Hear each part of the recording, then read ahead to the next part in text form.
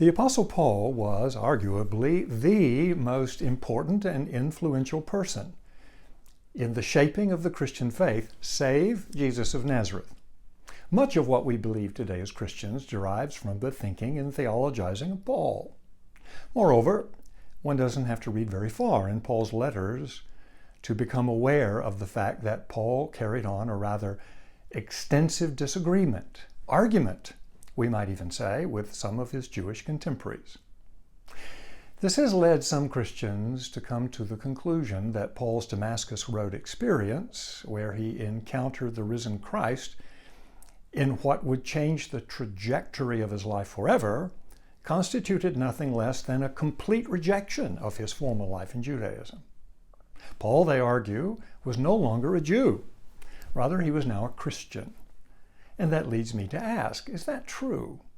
Did Paul abandon his Judaism when he became a follower of Jesus, whom he had come to believe was Israel's promised Messiah?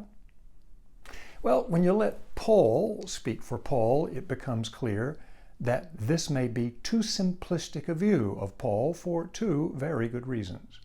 First, Judaism and Christianity did not yet exist as two separate religions at that point in time. Later, to be sure, that would become the case, but not yet. Not when Paul was writing his letters, as the evidence makes clear.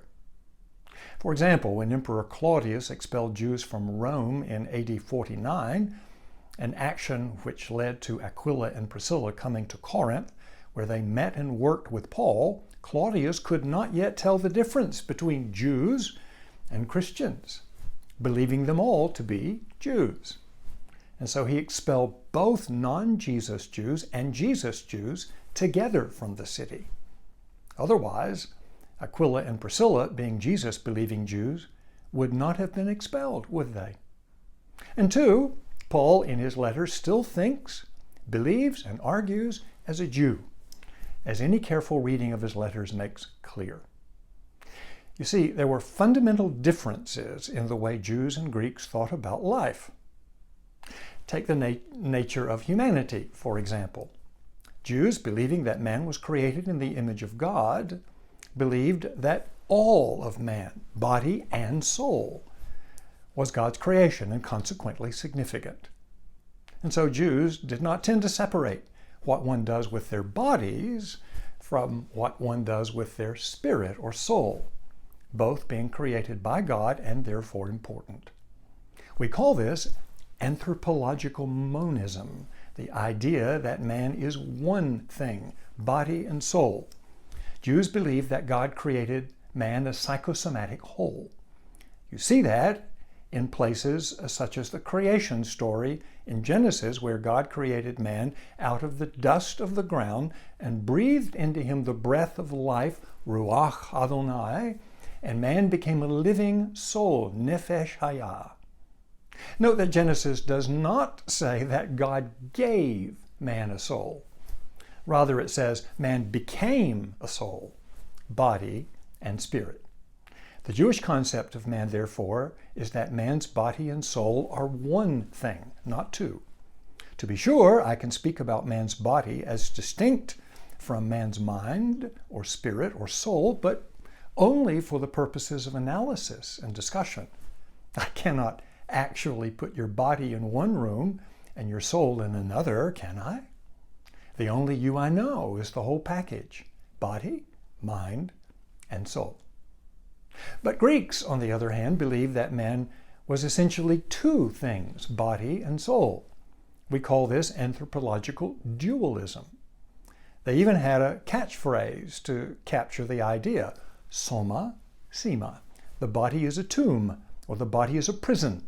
The idea being that the real you is the you I cannot see or touch, your soul, rather than your body, the latter being just a shell or tomb or prison house for the soul. This tended to cause the Greeks to diminish the body and aggrandize the soul.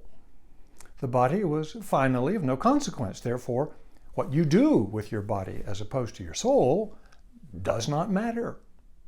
Consequently, Greeks saw things such as gluttony and promiscuity as unimportant, only affecting one's outside rather than one's real self, because after all, only the soul matters, not the body. When you read Paul's letters on such matters, he still clearly thinks and believes as a Jew rather than a Greek. His assumptions about the nature of humanity are thoroughly Jewish and consequently fundamentally at odds with Greek assumptions he sometimes encounters in his congregations, especially in Greek centers of life and culture such as Corinth.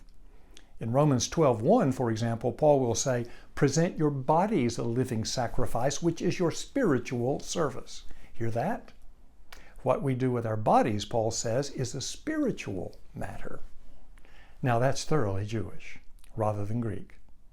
Or again, in the long section of his first letter to the Corinthians, chapters 6 through 13, Paul will engage in a robust debate with the Corinthians, most of whom were thoroughly Greek in their perspectives and assumptions, over their habit of continuing to engage in practices Paul regarded as fundamentally incompatible with being a follower of Jesus the Messiah. Do you not know that your body is the temple of the Holy Spirit within you? Paul will ask in 1 Corinthians 6:19. The context is Paul's discussion of the practice among some Corinthians of going to pagan temples in order to have sexual relations with temple prostitutes as a way of joining together with the pagan god or goddess worshipped in that temple. The idea being that the best and most intimate way of being connected to the god or goddess was to have sexual relations with the temple prostitute who personified the god's or goddess's presence. According to Strabo, a first-century Roman historian, more than 1,000 sacred prostitutes, both male and female, worked the temple of Aphrodite on the Corinth, the high hill behind the city, housing the temple dedicated to the patroness of the city, Aphrodite, the Greek pleasure goddess. Remember, Greeks believed in soma, sema. The body is of no consequence. Therefore, what one does with one's body does not affect one's soul. As a result, some Greek Christians at Corinth saw no harm in continuing to go to the temple of Aphrodite to engage in sexual gratification because, they reasoned, sex is just sex. It has nothing to do with one's soul, the real you. But Paul is a Jew, a Jesus-believing Jew to be sure, but still a Jew in his fundamental assumptions about the nature of man. And so he writes to those Corinthians, "Do you not know that your body is the temple," hear the imagery, "of the Holy Spirit? You cannot go to Aphrodite's temple and give your body to her when your body, as well as your soul, belongs to God." His whole point here is dependent on the Jewish anthropology that man, body, and soul is one thing, not two, and that it is created in the image of God and therefore belongs, body and soul, to God. Therefore, Paul will say, it matters what you do with your body as well as your soul. In Paul's world, only Jews thought like that. And so to return to our original question, did Paul abandon his Judaism when he became a Christian? Well, to be sure, he modified it, clarified it, even corrected it, but he did not abandon it.